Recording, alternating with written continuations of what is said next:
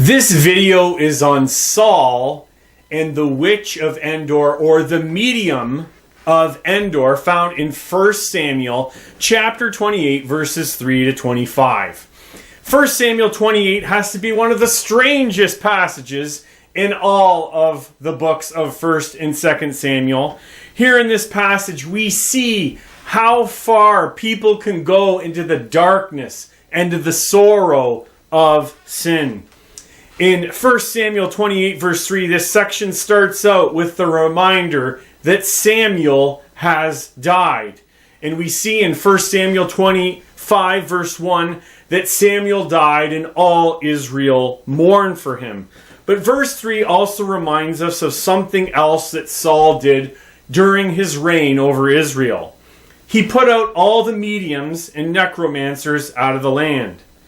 And although Saul banned the use of mediums, the law of God states that a medium must be put to death and stoned. In Leviticus 20, verses 27. A man or a woman who is a medium or a necromancer shall surely be put to death. They shall be stoned with stones. Their blood shall be upon them. In verse 4 of chapter 28, the Philistines gathered for battle against the Israelites in a place called Shunem. This location was actually north of where Saul gathered his troops of Israel. That place was Gilboa. Now, being in Gilboa gave Saul a great view of what was going on, and he was able to see the Philistine army. And in verse 5 of chapter 28, he sees the army of the Philistines, this is Saul, and is afraid and trembles greatly. We see that Saul is not trusting in God's providence. He's not trusting in the provision of the Lord. He goes into full-blown panic mode. Saul inquires of the Lord, but the Lord does not answer him. We see that in 28 verse 6.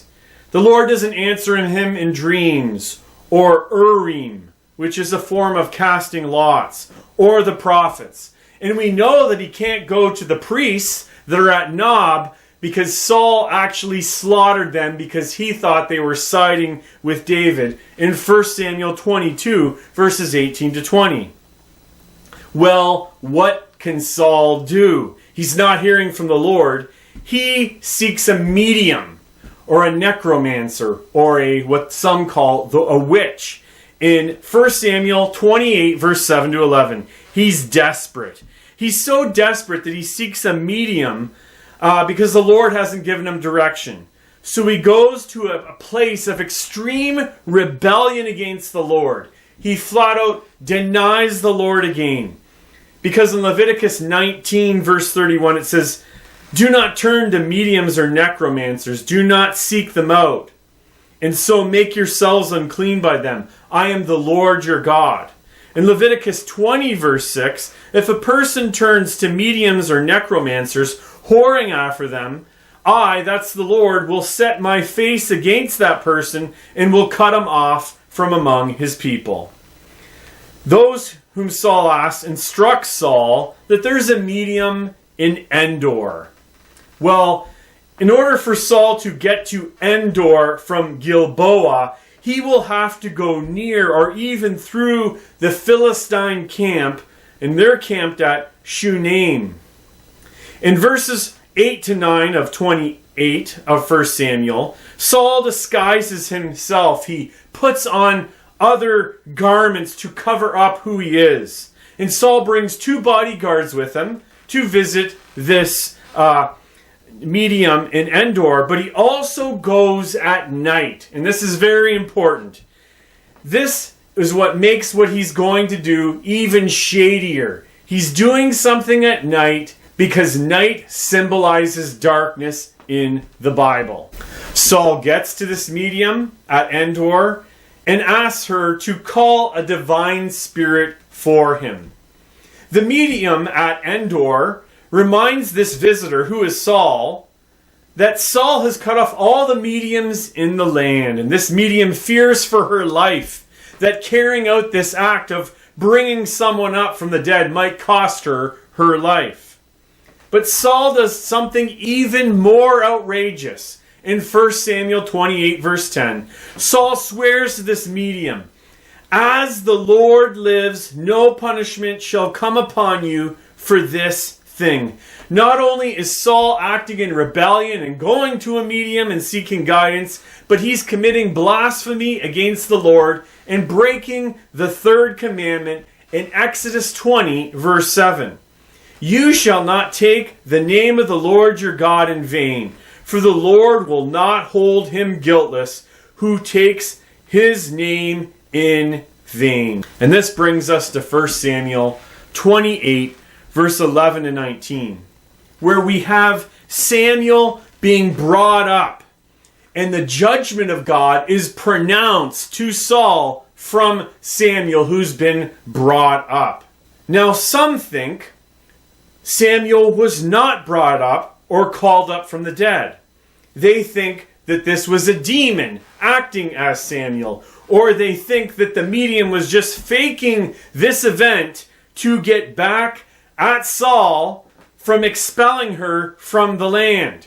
But these two views do not take into consideration the plain reading of the text. I cannot understand why people do not think that the Lord could use this event to pronounce judgment upon Saul one more time.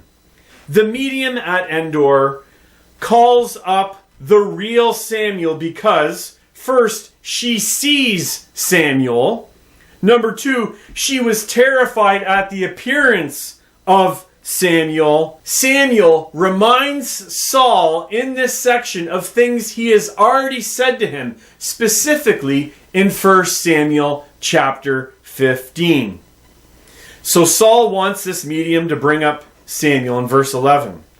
The medium in verse 12 of 28 of 1 Samuel is clearly distressed when she sees Saul. She cries out with a loud voice. She is frightened because she is not in control of the situation, and maybe she's been faking this medium thing, we don't know, and she's maybe possibly called up the first person from the dead ever in her life.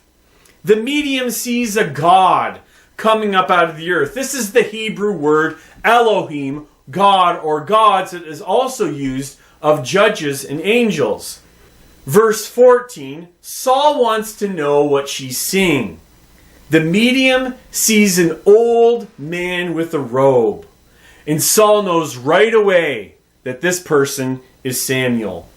This reminds the reader of what happened in 1 Samuel 15. This reminds the reader of what happens in 1 Samuel 15, when Saul is rejected by the Lord as the king of Israel. Saul grabs the robe of Samuel and tears it. 1 Samuel 15:27. And Samuel turned to go away. Saul seized the skirt of his robe and tore it. And in 1 Samuel 15:28, the Lord has torn the kingdom of Israel from you this day and has given it to a neighbor of yours who is better than you. Referring to, of course, King David. Saul then pays homage to Samuel and bows down before him. In verse 15, Samuel, who's been disturbed and brought up, asks Saul, why has he been summoned? Saul explains that he's panicking and the Lord's not answering him anymore. In verses 16 to 18 of 1 Samuel 28, Samuel says things to Saul that he's already said. Here, 1 Samuel 28, 16 to 18. Why do you ask me, since the Lord has turned from you and become your enemy? The Lord has done to you as he spoke by me. For the Lord has torn the kingdom of your hand and given it to your neighbor, David. Because you did not obey the voice of the Lord and did not carry out his fierce wrath against Amalek. Therefore, the Lord has done this thing to you this day. The Lord departed from Saul. And we saw that in 1 Samuel 18, verse 12. Saul was afraid of David because the Lord was with him, but had departed from Saul. It's that same word, turned away. And Samuel reminds Saul of his rebellion in 1 Samuel 15:8-9, where they disobeyed God and did not blot out Amalek, but kept some of the precious things and kept the king of Amalek.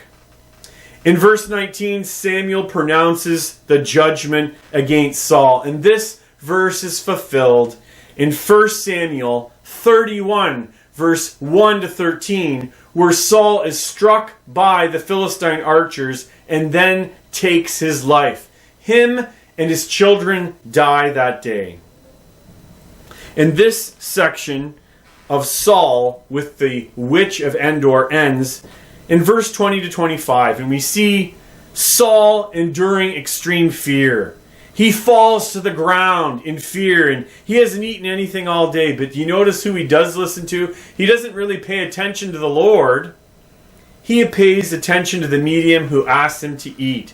And she sacrifices a fattened calf for him, and he eats her meal. But he doesn't listen and repent before the Lord. This is the seriousness of sin. Well, how does this whole section, 1 Samuel 28, apply to our hearts and lives? First, we see that God is a holy God who punishes sin. Here we see the holiness of God.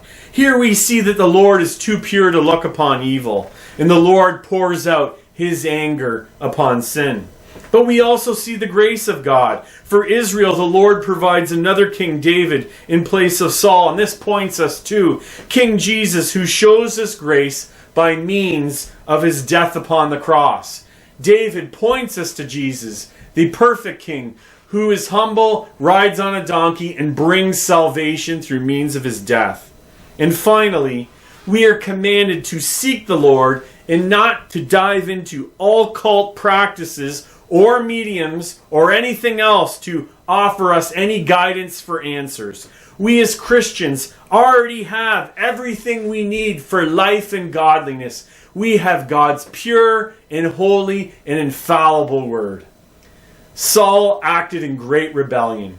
But even if we have acted in that rebellion of blasphemy and diving into the occult, we can find mercy and grace in Jesus Christ. Thanks for watching, and God bless.